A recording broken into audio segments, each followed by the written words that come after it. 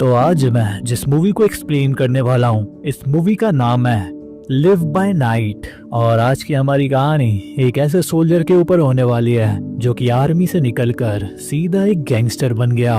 तो इस कहानी की शुरुआत में हमें 1926 का सीन दिखाया जाता है, जहाँ पर हम एक जॉन नाम के आदमी को देखते हैं। और जॉन पहले एक सोल्जर हुआ करता था जिसने अमेरिका के साइड से वर्ल्ड वॉर में युद्ध लड़ा था। और जॉन एक आयरिश अमेरिकन होता है और जॉन के पिता अमेरिकन पुलिस के कैप्टन थे। और उन्हीं से इंस्पायर होकर जॉन ने भी एक सोल्जर बनने का फैसला किया और उसने अपने देश के लिए युद्ध भी लड़ा। लेकिन पहले वर्ल्ड वॉर के बाद उसके लिए सभी चीजें बदल गईं, क्योंकि जब वो युद्ध से वापस आया तब उसे एहसास हुआ कि उसे पैसों की कितनी ज्यादा जरूरत है। और अब जंग की वजह से, कोई काम ना मिलने की वजह से उसने छोटी मोटी चोरियां करना शुरू कर दी। और एक दिन उसके दोस्त ने उसे बताया कुछ अमीर लोग एक जगह पर गैम्बलिंग करते हैं और अगर ये लोग उस जगह पर गए तो इनके हाथ ढेर सारा पैसा भी लग सकता है। तब ये बात सुनकर जॉन भी मान गया और वो अपने दोनों साथियों के साथ उस जगह पर पहुंच गया। और उसने वहां पर उस छोटे से कसीनो के एक एक आदमी को लूट लिया। लेकिन यहाँ पर जॉन को यह बात पता नहीं थी कि ये सभी के सभी लोग आयरिश माफिया होते हैं और वो जॉन और उसके दोस्तों को इतनी आसानी से छोड़ने वाले नहीं थे। और अब इन आयरिश माफिया के लोगों को जल्दी से जॉन और उसके दोस्तों का भी पता चल गया। और इसके बाद उस आयरिश माफिया का हेड जॉन से मिलने गया। और यहाँ पर इस आयरिश माफिया की हेड का नाम एल्बर्ट होता है और वो जॉन से मिलता है। अब यहाँ पर इन सभी को देखकर जॉन को तो लगा कि आज उसका काम तमाम हो जाएगा। तब यहाँ पर एल्बर्ट ने जॉन से हाथ मिलाते हुए कहा, क्या तुझे पता है तू अब तक जिंदा क्यों है? तू बस अभी तक जिंदा इसलिए है से खेल रहे होते हैं, लेकिन ये लोग आग से इसलिए खेल रहे होते हैं क्योंकि जॉन को हमेशा ही पता होता था कि एल्बर्ट इस वक्त कहाँ पर है। इसलिए वो इतना खुल करके एलिसा के साथ रहता था, क्योंकि जब भी उसे पता चलता कि एल्बर्ट अभी शहर से बाहर है तो तब वो एलिसा को लेकर के डिनर के लिए चला जाता। लेकिन एक दिन जब ये लोग डिनर कर रहे होते हैं तभी हम जॉन के पिता को देखते हैं, जिनका नाम होता है थॉमस। और अभी भी जॉन के पिता पुलिस में है और वो यहाँ पर जॉन को देखकर कहता है कि तुम्हें इस जिंदगी को छोड़ना पड़ेगा। जिस तरीके की जिंदगी तुम अभी जी रहे हो और तुम अच्छा काम करके भी पैसे कमा सकते हो और तुम्हें ये सब करने की कोई जरूरत नहीं है। लेकिन जॉन अपने डैड की बात नहीं सुनता।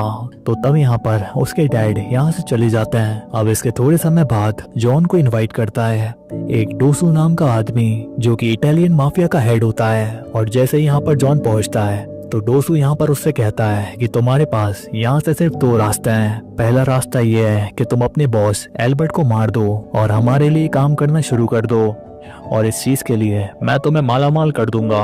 जितने भी पैसे तुम्हें एल्बर्ट देता है मैं उससे 10 गुना ज्यादा पैसा तुम्हें दूंगा। और अगर तुम्हें ये रास्ता पसंद नहीं है तो मैं तुम्हारे बॉस एल्बर्ट को तुम्हारे और एलिजा के बारे में बता देता हूँ कि उसकी रखेल तुम्हारे साथ कुलछर्रे उड़ा रही है। और तुम तो जानते ही हो कि ये पता लगने पर वो तुम्हें और उस लड़की को सीधा जान से मार देगा।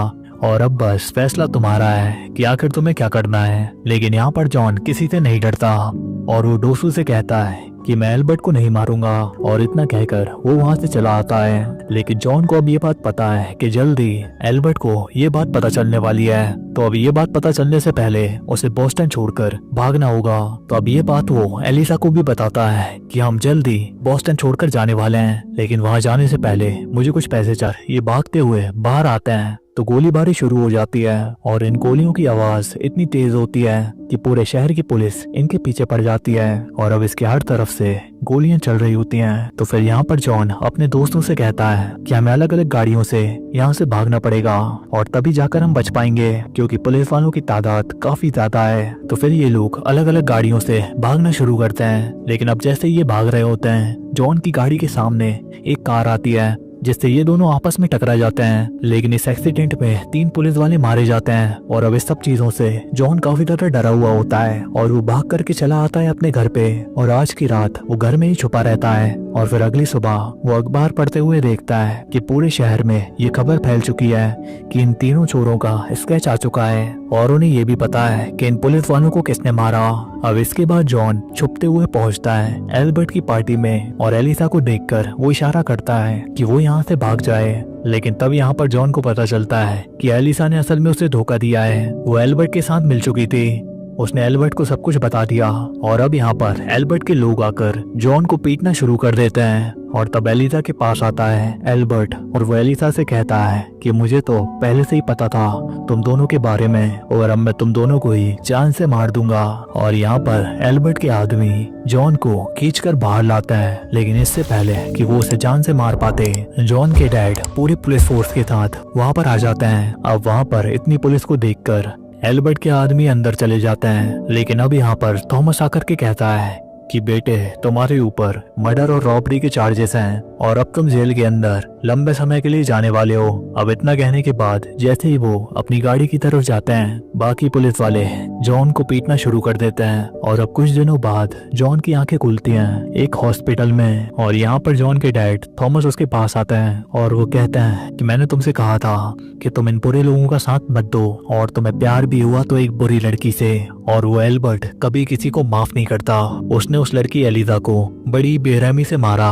और मुझे तुम्हारे बाकी के दोनों साथियों के बारे में भी पता लगा, लेकिन जब पुलिस उन्हें पकड़ने गई तो उनने गोलीबारी शुरू कर दी और उसी गोलीबारी में तुम्हारा एक साथी वहीं पर मारा गया, लेकिन तुम्हारा दूसरा साथी उसी घायल हालत में पुलिस वालों की मौत हुई थी। उन सब का जिम्मा जॉन के डैड ने बाकी पुलिस वालों के ऊपर डाल दिया। और अब इसके बाद जब केस की सुनवाई होती है तो जॉन को यहाँ पर सिर्फ 3.5 साल की सजा होती है, मतलब कि 3.5 सालों के बाद वो हमेशा के लिए आजाद हो जाएगा।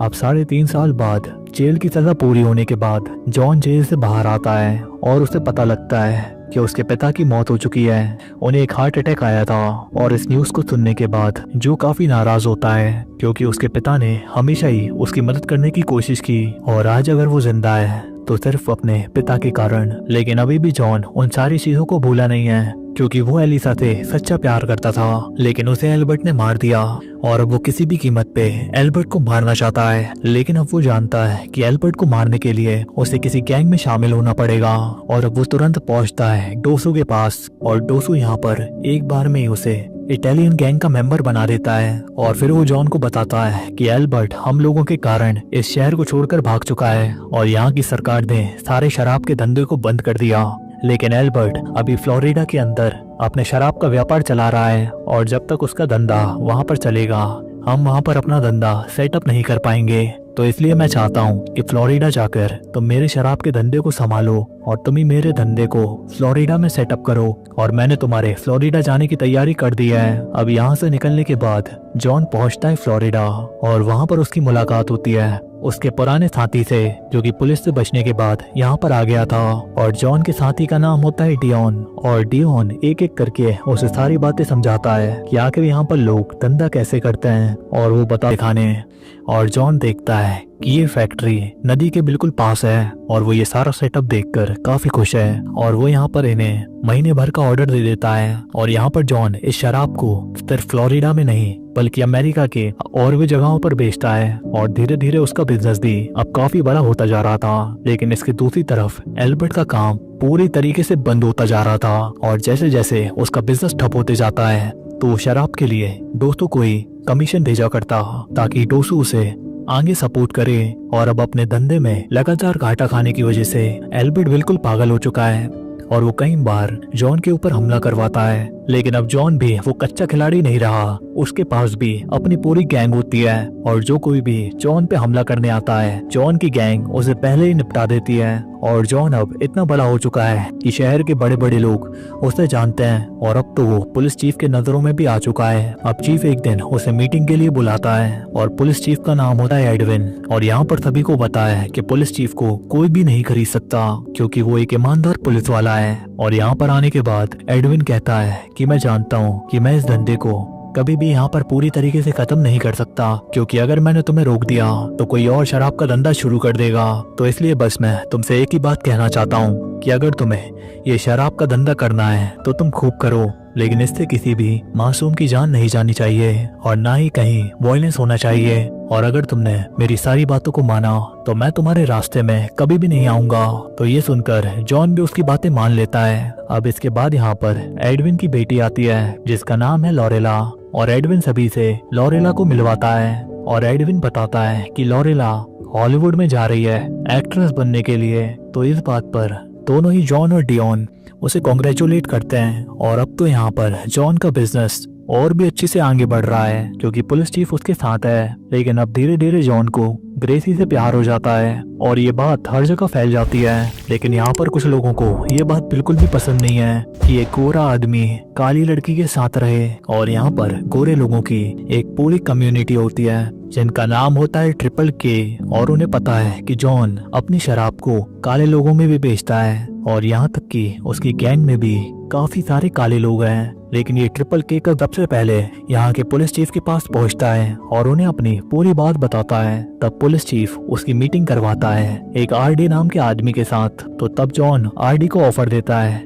कि वो ट्रिपल के को सपोर्ट करने के लिए अपने प्रॉफिट का 20% हिस्सा उन्हें देगा, लेकिन बदले में वो कभी भी उसके बिजनेस में इंटरफियर नहीं करेंगे। लेकिन इन बातों को सुनने के बाद आरडी यहाँ पर भड़क जाता है और वो यहाँ पर कहता है कि मुझे पता है कि तुमने उस लड़की से शादी कर ली है और मुझे तो घिन आती है तुम जैसे लोगों से जो कि काली लड़कियों से शादी करते हैं और काले लोगों के साथ धंधा तक करते हैं। और अब तुम देखो कि हमारा ग्रुप क्या करता है, हम तुम्हें इस शहर से उखाड़ फेंकेंगे और अब मेरे लोग तुम्हें बताएंगे कि इस शहर में किसका राज है। अब यहाँ पर आरडी के कुछ लोग जॉन के बार में चले आते हैं और वहाँ पर कुछ मासूम लोगों को धमाके में मार देते हैं और जॉन के बार को भी आग लगा देते हैं। और अब चारों तरफ तबाही मची हुई है, लेकिन जॉन वायलेंस नहीं करना चाहता, इसलिए वो ट्रिपल के एक और मेंबर से मिलने जाता है और वो उसे कुछ कमीशन देने के लिए कहता है अगर वो इस वॉर को रुकवा सके।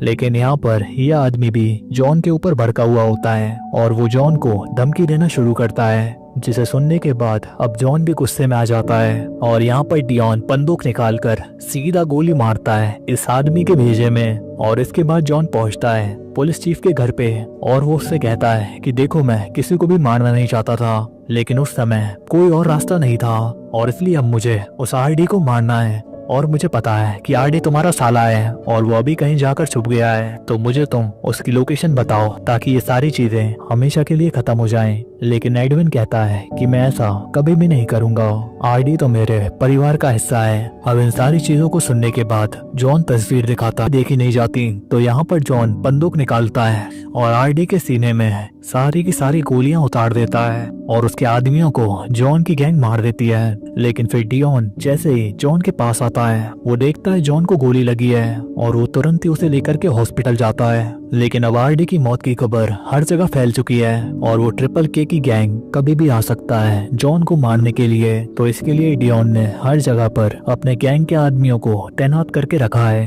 और जैसे ही यहाँ पर ट्रिपल के आदमी आते हैं तो ये लोग उन्हें मारना शुरू कर देते हैं और इसके साथ साथ वो ट्रिपल के हर एक आदमी को मारना शुरू कर देते हैं, क्योंकि उन्हें पता था कि जब तक ये ट्रिपल के लोग रहेंगे वो कभी भी जॉन को जिंदा नहीं छोड़ेंगे। और एक रात में लगभग इन्होंने पूरे ट्रिपल के का ग्रुप का सफाया कर दिया। और जॉन जब बाहर आता है तब वो देखता है कि अब सब में शांति है और अब उसे रोकने वाला कोई भी नहीं। और अब धीरे धीरे समय बीतता है और वक्त आता है 1936 का और डोसू का एक मैसेज जॉन के पास आता है और डोसू बताता है कि अब शराब लीगल होने वाली है और एक बार शराब लीगल हो गई तो इस धंधे में कोई भी आमदनी नहीं बचेगी, तो इसलिए मैं चाहता हूँ कि अब तुम मेरे ड्रग्स के धंधे को संभालो। लेकिन जॉन कहता है कि मैं यहाँ पर कोई ड्रग्स का धंधा नहीं करना चाहता, मेरे पास इससे भी बेटर प्लान है। मैं यहाँ पर कसिनो बना रहा हूँ और एक बार जैसे ये कसिनो तैयार हो गया यहाँ पर दुनिया के सारे अमीरजादे जुआ खेलने आएंगे और उस पैसे से हम मालामाल हो जाएंगे। और ये धंधा तो लीगल भी है जिससे हमें पुलिस वालों से भी कोई परेशानी नहीं होने वाली। लेकिन अब इन बातों को सुनने के बाद डोसू अपने बेटे डीगर को भेजता है और वो जैसे ही यहाँ पर कसिनो के कंस्ट्रक्शन को देखता है वो भी काफी खुश हो जाता है और उसे भी लगता है कि जॉन का प्लान काफी अच्छा है। और इसके दूसरी तरफ हम लॉरेला को देखते हैं जो कि अब अपने पिता के साथ रहने लगी है और उसने अब अपना नशा भी छोड़ दिया और अब वो भी अपने पिता की तरह धार्मिक बन चुकी है और वो हमेशा ही यहाँ की चर्च में जाकर भाषण देती है और वो धीरे धीरे हर जगह पर पॉपुलर हो रही है और अखबार वाले उसकी बातें अखबारों में भी छापते हैं। और एक दिन यहाँ पर वो बोलती है कि हमारे समाज को शराब और जुआ दोनों ही खोखला करते जा रहे हैं और अगर हमें इसे रोकना है तो हमें इन्हें बंद करवाना होगा, तभी जाकर हम एक बेहतर समाज को बना सकते हैं। और अब इस भाषण के बारे में हर जगह बात होने लगती है और अब सारे ही लोग जॉन के बारे में सोच रहे होते हैं, क्योंकि जॉन तो इन दोनों का ही धंधा करता है और अब हर जगह पर उसकी खिल्ली उड़ाई जा रही होती है। और अब जैसे ये बात सारे इन्वेस्टर्स को पता चलती है तो उसके सारे इन्वेस्टर्स कहने लगते हैं कि अब हम कसिनो में पैसा नहीं लगाने वाले। और अब जैसे ये बात डोसू तक पहुंचती है तो डोसू जॉन से कहता है कि जितनी जल्दी हो सके उस लड़की को रास्ते से हटाओ। लेकिन जॉन कहता है कि मैं उस लड़की को मार नहीं सकता, उस लड़की के साथ बहुत सारी चीजें काफी गलत हुई हैं, मैं एक बार जाकर के उससे बात करूंगा। और इतना कहने के बाद वो लॉरेला के पास पहुंचता है और लॉरेला उससे कहती है कि मेरी तुमसे कोई दुश्मनी नहीं है, मैं तो बस भगवान का एक काम कर रही हूँ, जो काम गलत है वो तो गलत है और मुझे अच्छे से पता है कि तुमने मेरी जान बचाई है और तुम्हारे आदमियों ने मुझे उस नर्क से निकाला, लेकिन मैं गलत चीज को सपोर्ट नहीं कर सकती। तो अब इन बातों को सुनने के बाद जॉन वापस चला आता है और अब इसी बीच उसकी दोबारा मुलाकात लॉरेला से होती है और बातों ही बातों में लॉरेला कहती है कि मुझे तो ईश्वर के ऊपर बिल्कुल भी भरोसा नहीं है और मैं मानसिक तौर पर बीमार भी हूँ और मैं चर्च में जाकर हमेशा भाषण देती हूँ तो सिर्फ अपने पिता के लिए, उन्हें खुशी मिलती है इन सारी चीजों को देख करके कि मैं अब एक सही रास्ते पे तो हूँ। अब इसके थोड़े समय बाद डियोन आता है जॉन के पास और वो जॉन को बताता है कि लॉरेला ने अपनी जान ले ली क्योंकि वो बहुत समय से परेशान थी और लॉरेला की मौत से जॉन भी काफी दुखी होता है। अब तभी जॉन को डोसू बुलाता है एक होटल में मिलने के लिए, लेकिन जॉन वहाँ पर जाता इससे पहले डियोन उसके पास आकर कहता है कि मुझे ये सब ठीक नहीं लग रहा, क्योंकि जिस होटल में तुम्हें डोसू ने बुलाया है वहाँ चारों तरफ उसी के आदमी होंगे और वो डोसू तुम्हारे ऊपर पहले से ही गुस्सा है कि गवर्नमेंट ने तुम्हारे कसिनो को बनवाने से भी रोक दिया और तुमने उसे ड्रग्स का धंधा करने से भी मना कर दिया, यानी कि तुम अब डोसू के किसी भी काम के नहीं हो, तो अब वो तुम्हें मरवा भी सकता है। तो तब जॉन कहता है कि वो ऐसा नहीं कर सकता, अभी उसे मेरी जरूरत है और मैं अपने शराब के धंधे से उसे अभी भी पैसे दे रहा हूँ। लेकिन अब जैसे ये लोग होटल में पहुंचते हैं तो डियोन देखता है कि हर जगह पर डोसू के आदमी भरे पड़े हैं और डियोन को ये लोग बाहर ही रोक देते हैं और जॉन को लेकर के जाते हैं अंदर। और अब अंदर जाते ही डोसू जॉन से कहता है कि अब मैं तुम्हें अपने धंधे से हटा रहा हूँ और अब मेरा बेटा पूरा फ्लोरिडा संभालेगा और वो यहाँ पर ड्रग्स के धंधे को भी करेगा। तो अब इन बातों को सुनने के बाद जॉन कहता है कि तुम्हारे बेटे को तो कुछ भी नहीं आता और वो कोई धंधा ठीक से नहीं चला पाएगा। लेकिन डोसू कहता है कि ये तो मुझे भी पता है और इसके लिए मेरे पास अपना नया पार्टनर भी है। और इसके बाद हम एल्बर्ट को देखते हैं और इसके बाद डोसू बताता है कि हम दोनों ने आपस में समझौता कर लिया है कि हम दोनों साथ मिलकर फ्लोरिडा को चलाएंगे। और अब एल्बर्ट आता है जॉन के पास और उसके ऊपर बंदूक तान कर कहता है कि मैं तो हमेशा से ही तुम्हें मारना चाहता था और लगता है कि आज वो दिन आ चुका है। लेकिन वहीं पे बाहर हम डियोन को देखते हैं कि उसने भी अपनी चाल चली थी, क्योंकि उसने पहले ही बेसमेंट में अपने आदमियों को छुपा कर रखा था और अब उसके सारे आदमी भी ऊपर आ जाते हैं और अंधाधुंध गोली चलाना शुरू करते हैं और अब चारों तरफ से सिर्फ और सिर्फ गोलियां चल रही हैं और डोसू यहाँ से अपने बेटे को लेकर के भाग रहा होता है। और तभी जॉन एक बंदूक उठाता है और एल्बर्ट को वहीं पे खत्म कर देता है और उधर डियोन और उसके आदमियों ने डोसू के सभी आदमियों को मार गिराया और जितने भी बचे हुए लोग होते हैं वो भी अब इनसे लड़ना नहीं चाहते और वो भी यहाँ से भाग रहे होते हैं। लेकिन वहीं पर जॉन अभी भी डोसू के पीछे लगा होता है।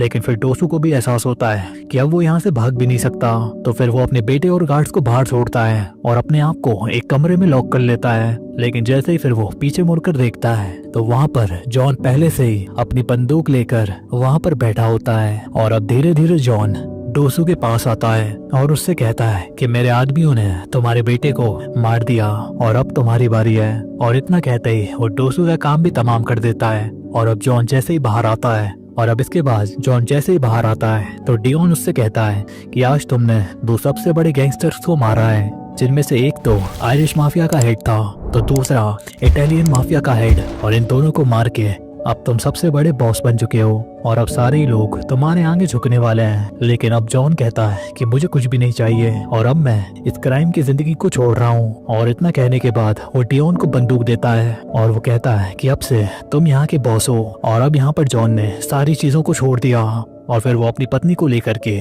मियामी में सेटल हो जाता है और थोड़े वक्त बाद इन दोनों का एक बच्चा भी होता है और इनकी जिंदगी बहुत ही खुशहाल होती है। लेकिन तभी एक दिन एडविन पहुंच जाता है बंदूक लेकर के, क्योंकि उसे लगता है कि उसका पूरा परिवार जो खत्म हुआ है वो जॉन की वजह से ही हुआ है। तो इसलिए फिर वो इन सब के ऊपर अंधाधुंध गोलियां चलाता है। तो तब यहाँ पर जॉन सेल्फ डिफेंस में एडविन को मार गिराता है, लेकिन अंदर आने के बाद वो देखता है कि उसकी वाइफ ग्रेसी को भी गोली लगी है और उसकी वहीं पे मौत हो गई। और अब अपनी पत्नी की मौत से काफी ज्यादा दुखी होता है और उसे यहाँ पर एहसास होता है कि ये सब कुछ उसी के गलत कामों का नतीजा है, जिसकी ये सजा उसकी पत्नी को मिली और अब उसे अपने बच्चे को अकेला ही पालना पड़ेगा। और अब जॉन ने अपने आप को पूरी तरीके से बदल लिया है और वो अपने बचे कुछ पैसों से कई चैरिटी होम्स खुलवाता है, जिससे कि गरीब लोगों की मदद हो सके। और ये मूवी यहीं पे खत्म हो जाती है। तो कैसी लगी ये कहानी कमेंट में जरूर बताना। मैं मिलता हूँ आपसे एक और नई कहानी के साथ, तब तक के लिए